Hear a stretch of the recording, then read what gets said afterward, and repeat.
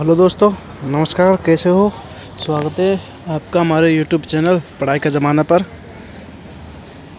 आज हम एक नए टॉपिक जो सबसे ज़्यादा इनमें से सवाल 100% पूछे जाते हैं, आज वो टॉपिक हम लेकर आए हैं जिसमें से सवाल 100% क्वेश्चन हैं। कंपटीशन एग्ज़ाम हो चाहे बिना कंपटीशन एग्ज़ाम, जैसे 6वीं से लेकर 12वीं, बीए ग्रेजुएशन में कोई भी हो, उनमें ये से क्वेश्चन ज़रूर पूछे जाते हैं। इनमें से क्वेश्चन ज़रूर पूछे जाते हैं। तो यह आपके लिए एक बेहतरीन टॉपिक होने वाला है और साथ के साथ आप इसे नोट करते चलिएगा और वीडियो को ज़्यादा से ज़्यादा शेयर कर दीजिएगा। फटाफट सभी लोगों के पास, क्योंकि ये सबके लिए है और इसमें 100% है कि क्वेश्चन बनते हैं। और वीडियो को लाइक सब्सक्राइब नहीं किया है तो वीडियो को लाइक सब्सक्राइब कर दे और फटाफट चैनल को शेयर कर दे, वीडियो को शेयर कर दे फटाफट। तो चलो शुरू करते हैं। आज हम पहले पढ़ने वाले हैं पर्यायवाची। पहले हम पढ़ेंगे पर्यायवाची शब्द। तो पहले हम इसका अर्थ देख लेते हैं कि पर्यायवाची शब्द का अर्थ क्या होता है। पर्यायवाची शब्द का अर्थ या परिभाषा क्या होती है? देखो, पर्यायवाची शब्द का जो अर्थ या परिभाषा होती है वो ये होती है कि किसी एक ही शब्द के अनेक अर्थ निकले, उन्हें पर्यायवाची शब्द कहते हैं। उन्हें क्या कहते हैं? पर्यायवाची शब्द कहते हैं। तो शुरू करते हैं पर्यायवाची शब्द। सबसे पहले हम जो पर्यायवाची शब्द पढ़ेंगे वो पढ़ेंगे प्रकृति से संबंधित। पर्यायवाची जो प्रकृति के नाम से हैं और उनको अनेक नामों से जाना जाता है, उनके बारे में पढ़ेंगे। तो वो कौन कौन से हैं? देखो, प्रकृति के तत्वों के नाम के अक्सर परीक्षाओं में पूछे जाते हैं। इनमें से जो पूछे जाने वाले हैं हम आपको बता दे चलेंगे कि कौन कौन से इम्पोर्टेंट है। तो देखो, पहला है आकाश। ये आकाश का इम्पोर्टेंट है, आकाश में बहुत बार पूछा जाता है। आकाश का जो व्योम शब्द है पर्यायवाची शब्द है वो है नभ, गगन, अंबर, व्योम, शून्य और आसमान। ये इनके क्या है? पर्यायवाची शब्द है। ये इनके क्या है? पर्यायवाची शब्द हैं। अब जल का देखना, जल का होता है पानी, नीर, वारी, तोय, सलील और अम्बु। मतलब आप जो जल है, जल की जगह ये शब्द भी प्रयोग में कर सकते हैं, पर ये शब्द जब प्रयोग में होते हैं वाक्य को देखकर। जैसे हम बोले कि नाली में पानी बह रहा है, वो ये सही सुनने में अच्छा लग रहा है। अगर ऐसे बोले कि पानी में जल बह रहा है तो ये थोड़ा सुनने में अच्छा नहीं लगता है। तो हम वाक्य को देखकर इन शब्दों का प्रयोग करते हैं। आ गया समझ में? अब देखते हैं पृथ्वी। पृथ्वी को होता है धरा, धरती, वसुंधरा, भूमि, इला और मही। ये होता है। अगला है सूर्य। सूर्य को होता है रवि, दिनकर, सूरज, भास्कर, मार्तंड और भानु। अगला है चंद्रमा। चंद्रमा का होता है चांद, हिमांशु, इंदु, सुधांशु, राकेश, शशांक। ये चंद्रमा के पर्यायवाची होते हैं। ये होते हैं प्रकृति से संबंधित पर्यायवाची। अब अगला देखेंगे जो है जीव जंतु और फूलों से संबंधित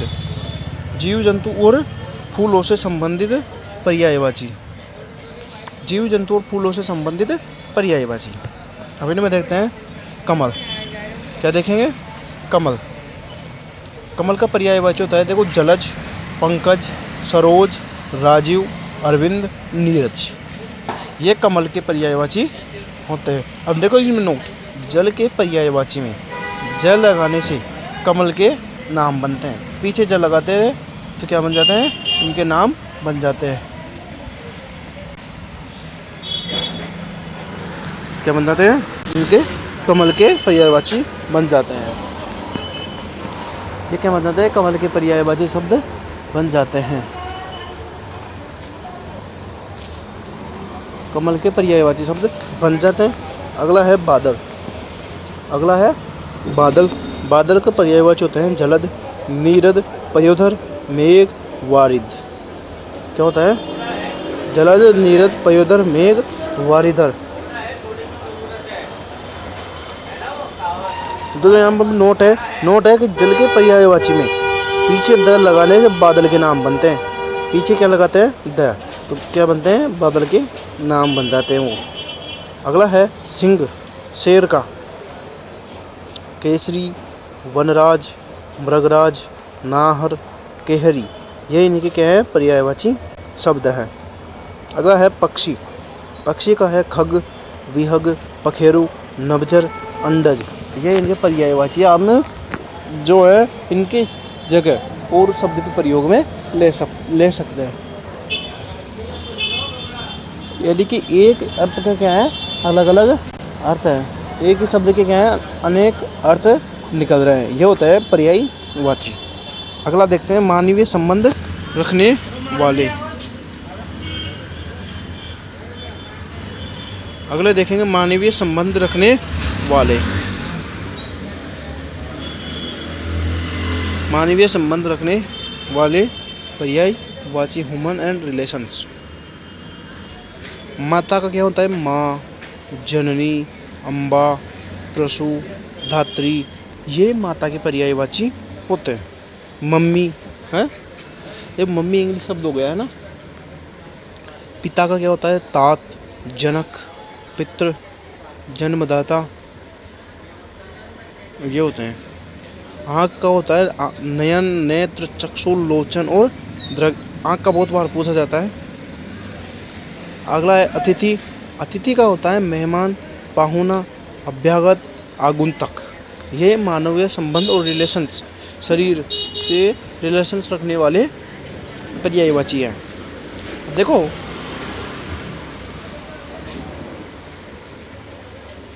इनमें कोई इतने समझाने की जरूरत है नहीं, है ना, इसलिए थोड़ा जल्दी चल रहे हैं। अगला देखते हैं।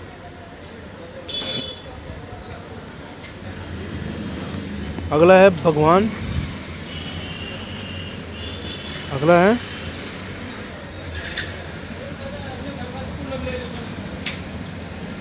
है भगवान और आध्यात्मिक शब्द। इनसे बनने वाले शब्द पर्यायवाची कौन कौन से हैं? इन शब्दों का प्रयोग अक्सर साहित्य और कविताओं में अधिक होता है। जो कविताएं लिखते हैं, जो साहित्य लिखते हैं ना, उनमें बहुत अधिक होता है। जैसे गणेश का कई जगह लंबोदर मिलेगा। क्या मिलेगा? लंबोदर, गजानन, विनायक, एकदंत, मूषक वाहन, ये होते हैं इनके पर्यायवाची गणेश के।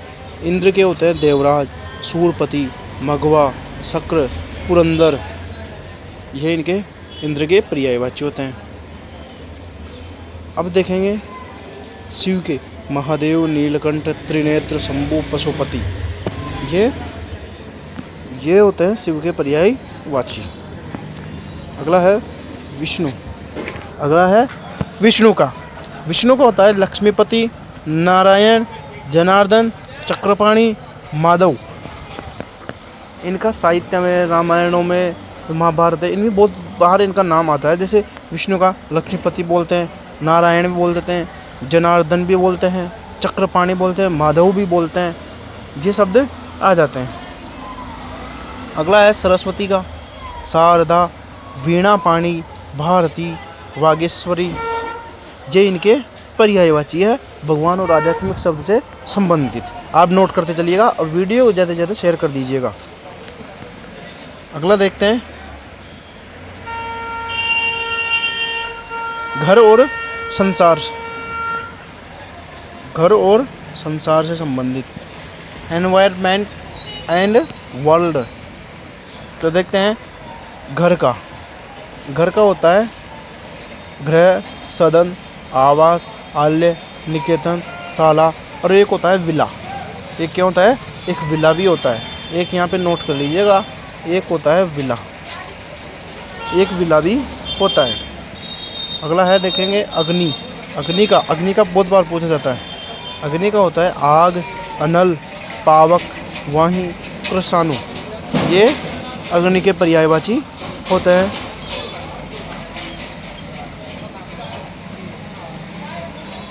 अगला देखेंगे वायु का होता है हवा, समीर, पवन, अनिल, मारुत, ये वायु के पर्यायवाची होते हैं। अगले है संसार का जग, जगत, दुनिया, विश्व, लोक, ये संसार के पर्यायवाची है। अगला है रास्ता। रास्ता होता है ना, उसका पर्यायवाची, रास्ते का पर्यायवाची है मार्ग, पथ, राह, बाट, मग। ये इनके घर और संसार के इन सबके ये पर्यायवाची हो गए हैं। अब अगला देखते हैं।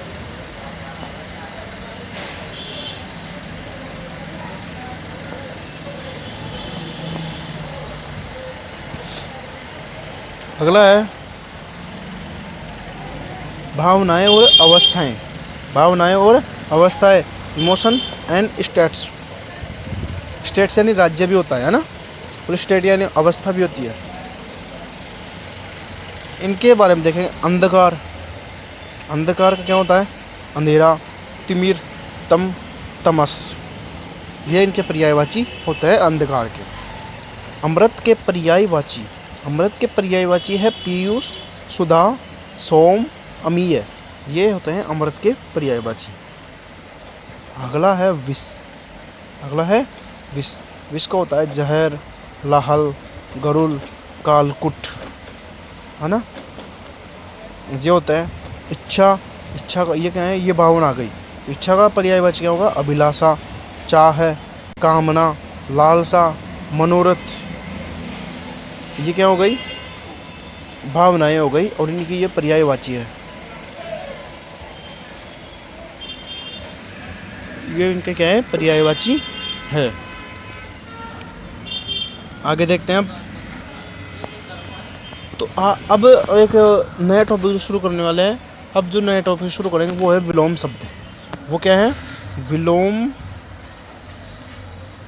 हेडिंग लगा लो,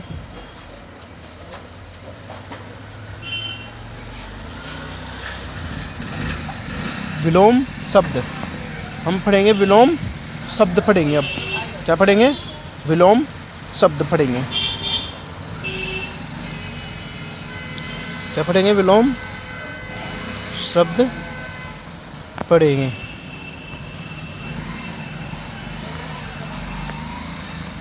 विलोम शब्द। अब देखो विलोम शब्द क्या होता है कि जो शब्द हमें दिया होगा उसका ठीक विपरीत या उल्टा, किसी शब्द का ठीक विपरीत या उल्टे शब्द क्या होते हैं? विलोम शब्द कहलाते हैं। अब हम शुरू करने वाले हैं विलोम शब्द। हम क्या करने वाले हैं? विलोम शब्द। देखो ये रोजमर्रा की भाषा में सबसे ज़्यादा इस्तेमाल होते हैं। यह सामान्य विलोम शब्द है जो सबको ज़्यादातर पता होता है। देखो ये है अमृत। अमृत का क्या होगा? विष। अमृत का क्या होगा? अमृत यानी जिसे पिएगा कोई भी और वो जी जाएगा हमेशा हमेशा के लिए। और विष का जिसे पिएगा वो जल्दी मर जाएगा, है ना, पीते ही मर जाएगा। उल्टा हो गया ना। अंधकार। अंधकार का क्या होता है? प्रकाश। कि अंधेरा है तो क्या हो गया? प्रकाश।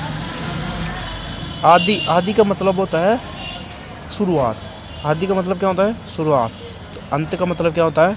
समाप्त। आकाश। आकाश का उल्टा क्या होगा? पाताल। आकाश का उल्टा क्या होगा? पाताल। उचित का अनुचित, कठोर का कोमल। ये सामान्य विलोम शब्द हो गए। अब दूसरा देखेंगे अगला, मानवीय गुण और दोष। मानवीय गुण और दोष, क्वालिटीज और फ्लॉस, इसे देखने वाले हैं। देखो सत्य।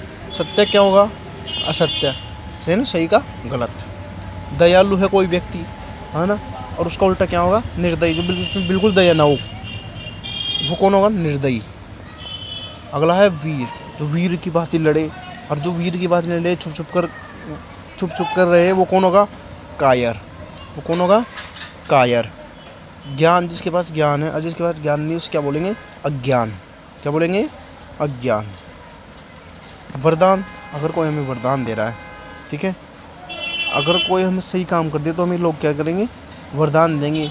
और हम कोई गलत कर दिया तो क्या देंगे? श्राप देंगे, अभिशाप, है ना। तो वरदान का उल्टा क्या होगा? अभिशाप। सुगंध। अगर खुशबू आ रही है तो उसका उल्टा क्या होगा? दुर्गंध।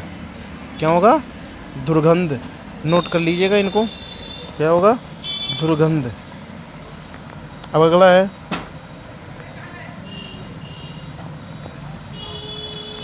अवस्था और स्थिति।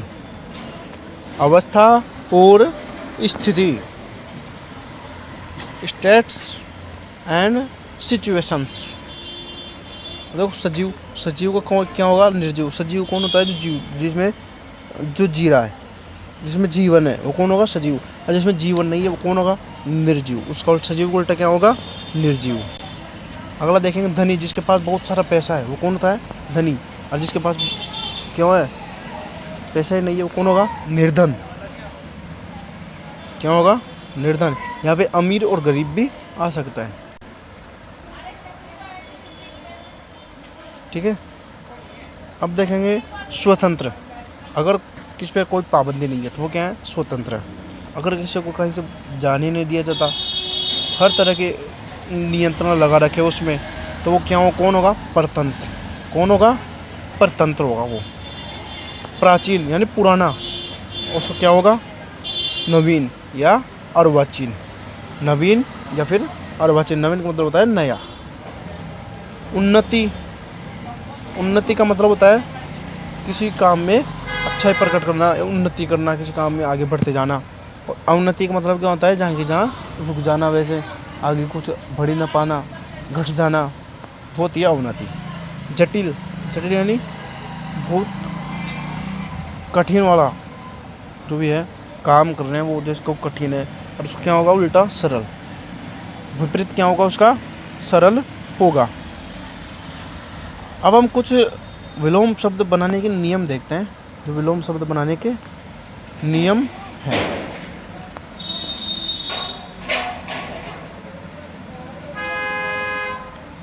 देखो विलोम शब्द बनाने के नियम।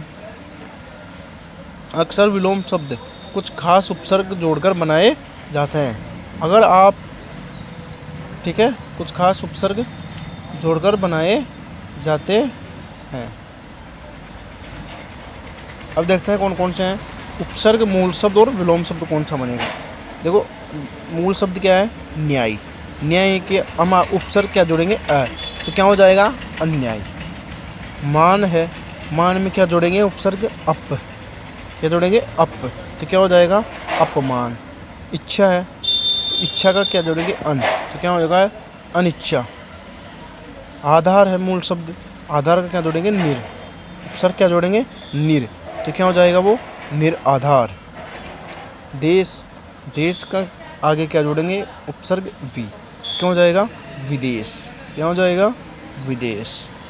पुत्र, पुत्र के आगे उपसर्ग क्या जोड़ेंगे? कु। तो क्या हो जाएगा? कुपुत्र। क्या हो जाएगा?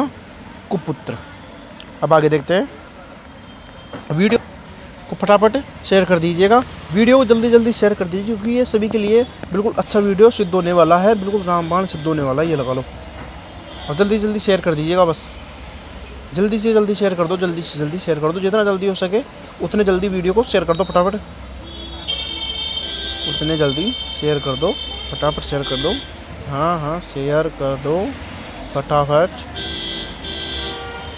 हम और देखने वाले हैं उपसर्ग।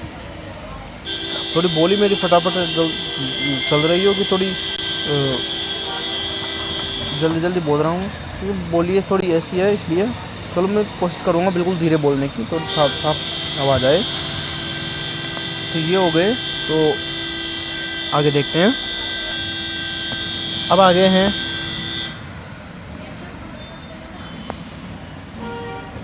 विपरीतार्थ जोड़ों की विस्तृत सूची।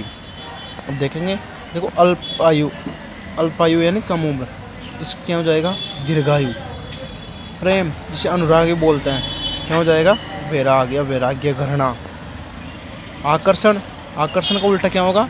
प्रतिकर्षण भी हो जाएगा और विकर्षण भी हो जाएगा। उपकार, उपकार क्या हो जाएगा? अपकार।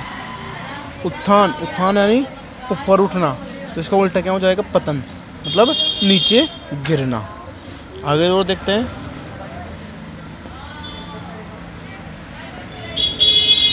रिजु यानी सीधा, वक्र यानी टेढ़ा। यह अक्सर एग्जाम में पूछे जाता है, यह अक्सर एग्जाम में क्या हो जाता है? पूछा जाता है, आप इसे नोट कर लीजिएगा। कड़वा, कड़वा का उल्टा क्या होगा, सबको पता होगा, मीठा। कृतज्ञ, कृतज्ञ का मतलब होता है एहसान मानने वाला। और कृतज्ञ क्या होता है, एहसान न मानने वाला। इसे नोट कर लीजिएगा इसको। क्षमा, क्षमा का उल्टा क्या होता है, दंड। जड़, जड़ होती है मतलब बेजान, स्थिर, जिसकी बेजान नहीं, जान नहीं हो। चेतन मतलब जीवित या सक्रिय। चेतन का एक उल्टा भी हो जाएगा, विपरीत अर्थ, अचेतन। क्या हो जाएगा, अचेतन, है ना। अब आगे देखते हैं।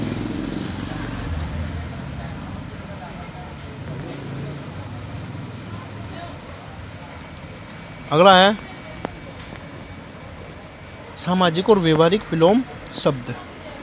आय, आय का क्या हो जाएगा उल्टा, वे। आय को अंग्रेजी में बोलते हैं इनकम, और वे को क्या बोलेंगे, एक्सपेंसेस। एक्सपेंस क्या बोलेंगे, एक्सपेंस। आयात, आयात को मतलब होता है इम्पोर्ट, यानी किसी दूसरे देश से सामान मंगवाना, वो क्या होता है, आयात। और यहाँ से दूसरे देश में सामान भेजना, वो क्या होता है, निर्यात, एक्सपोर्ट। प्रत्यक्ष, प्रत्यक्ष का मतलब होता है जो सामने हो। और परोक्ष, परोक्ष या अप्रत्यक्ष जो कौन होता है, ओझल, जो क्या हो, ओझल हो। सार्थक, सार्थक का मतलब होता है अर्थ वाला। निरर्थक यानी बिना अर्थ का, ये निरर्थक है यानी बिना अर्थ का है। सौभाग्य, सौभाग्य का उल्टा क्या होगा, दुर्भाग्य। सौभाग्य का विलोम शब्द दुर्भाग्य। स्तुति,